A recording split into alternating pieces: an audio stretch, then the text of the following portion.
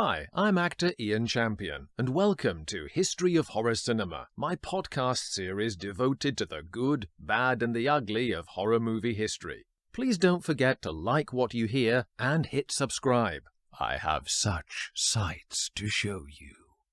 Haxan, Witchcraft Through the Ages, 1922.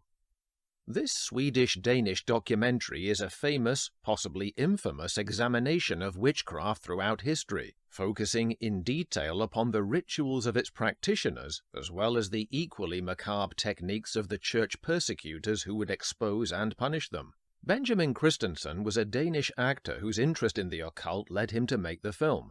It exists in both a 76-minute and 104-minute version. The only notable difference I would discern in comparing the longer version is a greater emphasis on torture instruments and the possessed frolicking of nuns. I wonder if Ken Russell had seen this before making The Devils.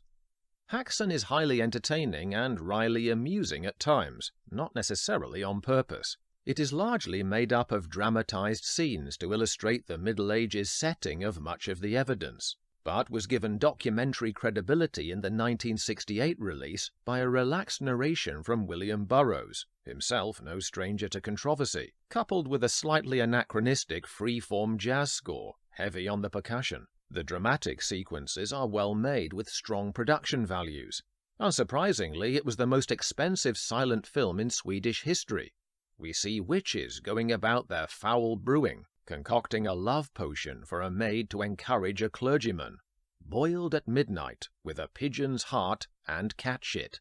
From such unpromising material, the fat friar is soon pursuing the servant girl in amorous frenzy around the woods. There is heavy and diverting use of various types of special effects in the film, from a striking stop-motion devil bird pecking through a wooden door, double exposure photography to show witches riding their broomsticks through the sky, a splendid horned devil make-up for Christensen himself as Beelzebub, and even a sequence showing one alleged witch giving birth to two unsavory gargoyles. The early scenes focus mostly on contemporary engravings and paintings from the Middle Ages and the Renaissance. The lion's share of the later structure is given over to acted sequences of the inquisitions of suspected witches and the behavior of the monks and nuns. We get to witness the kind of self-serving logic during interrogation so lovingly spoofed in Monty Python and the Holy Grail. The water test, whereby a woman's purity is tested by taking her out to the deepest part of the lake. If she floats, she is a witch, and therefore eligible to be burned at the stake. If she drowns, she is innocent. God be praised. We are shown close-ups of some of the horrendous torture instruments used to encourage a suspect's memory, such as a spiked locked collar, with spikes on the inside too, as well as a fearsome set of tongs, perfect for loosening a confession, amongst other things. After enduring instruments like these, confessions would no doubt flow like sacramental wine, and with about as much veracity as the contents of a session of drinking afterwards. Mary, the seamstress, a character put to the Inquisition, spills a torrent of beans, and who can blame her? If you think that such travesties of justice aren't quite conclusive enough to win the case for the true faith against the devil, there is the application of another perverted level of self-supporting argument. A menacing monk threatens a suspect with a second front of attack. In the name of the Trinity, if you are not a witch, shed tears. Because she cannot cry instantly on command, behold, she must be one of Satan's servants. If, however, she can, fear not. There is a ready explanation that still books her a fatal punishment. Beelzebub's witches can induce fake tears by rubbing their eyes with a malignant herb. Yes, indeed, when it comes to an innocent damsel betting against the house of God, just like in the casino, the house always wins. As if to compound the rigged game, there is a shot from a book engraving of a mob of inquisitors called After the Interrogation.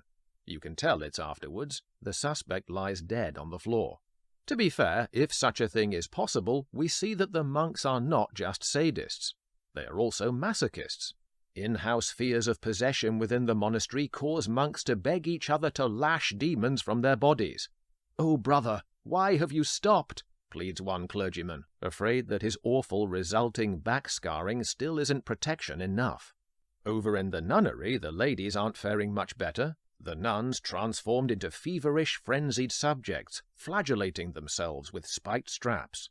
As the travelling band of witch-finders ride off in search of some more dubious profit, Haxan then enters its last, least satisfying section, where Christensen attempts to find parallels between modern maladies and psychoanalysis and ancient witchcraft. His argument is confusing, positing something to do with the vulnerable potential victim of today giving themselves over to the unhealthy influence of famous artists and doctors, in the same way as witchcraft suspects were easily led by inquisitors. He also mentions in passing that there is some link between sleepwalkers and those who are possessed, which is surely of no real help to those unfortunates plagued by somnambulism. Where I could feel an argument possibly made is a near-end scene where an esteemed clinical expert may be inducing in a potential patient the suggestion of a condition that results in her coincidental staying at his expensive resort.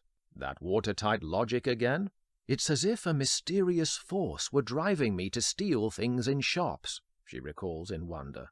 Nevertheless, overall, Haxan is well worth seeing. It's informative and ghoulishly entertaining for those with an interest in the field, even if many probably know much of what is recounted. Thanks for listening, and if you like what you've just heard, don't forget to click so, and please hit subscribe. If you build it, they will come.